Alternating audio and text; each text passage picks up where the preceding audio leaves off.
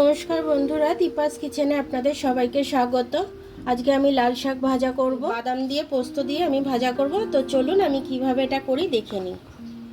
মানে কাঁচা লঙ্কা, পেঁয়াজ আর রসুনটা নিয়ে নিয়েছি। বাদামটা আমি শুকনো কড়ায় ভেজে নেব।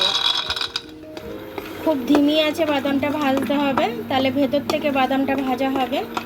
খুব হাই আছে ভাজলে পরে বাদামটা পুড়ে যাবে, ওপর থেকে ভেতর থেকে কাঁচা থেকে যাবে।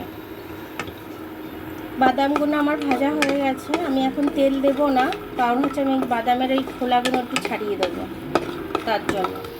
পরে শুকনো লঙ্কা ফোড়নে দিয়ে দিচ্ছি। আমি একটু রসুন থেতো করে রেখেছিলাম, দিয়ে দিলাম। তার সাথে পেঁয়াজ আর এই কাঁচা লঙ্কাটাও আমি দিয়ে দিলাম। এগুলো ভাজা করে নেবো। এবার এটাকে আমি খুব ভালো করে ভেজে নেবো। একটু নুন দেবো এটার মধ্যে, যাতে পেঁয়াজটা তাড়াতাড়ি নরম হয়ে যায়। একটু অল্প একটু নুন দিলাম। ভাজা হয়ে গেছে। এবার আমি একটু জায়গা ফাঁক করে আমি এখানে একটুখানি জায়গা করে আমি একটু পোস্ত দিয়ে দিচ্ছি। পোস্তটা একটু ভেজে নিচ্ছি আমি।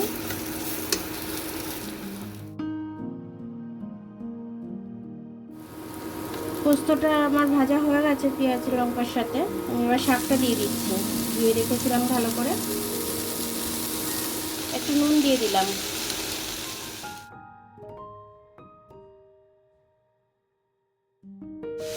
ভালো করে এটাকে নেড়ে মিশিয়ে নিয়ে আমি এটাকে চাপা দেবো। বাদামটা দিয়ে দিলাম এর সাথে।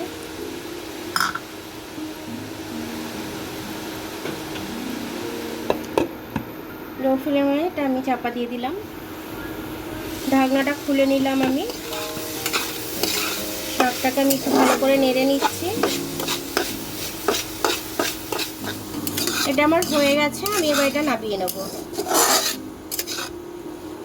দেখুন বন্ধুরা, আমার লাল শাক ভাজাটা খুব সুন্দরভাবে হয়ে গেছে, কিন্তু দুঃখের বিষয় শাকটা লাল হলো না।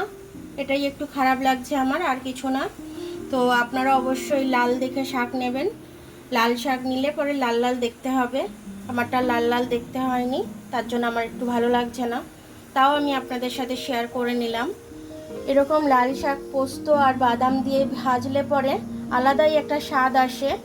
তো তার জন্যই আমি এটা করেছিলাম। স্বাদটা ভালোই এসেছে, কিন্তু এটা কালারটা আসেনি, লালটা আসেনি। তো আমার ভিডিওটা দেখার জন্য অনেক অনেক ধন্যবাদ।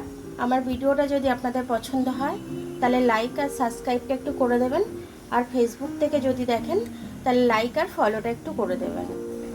আবার কাল দেখা হবে নতুন রেসিপির সাথে। ততক্ষণ আপনারা ভালো থাকবেন। আমি আসছি।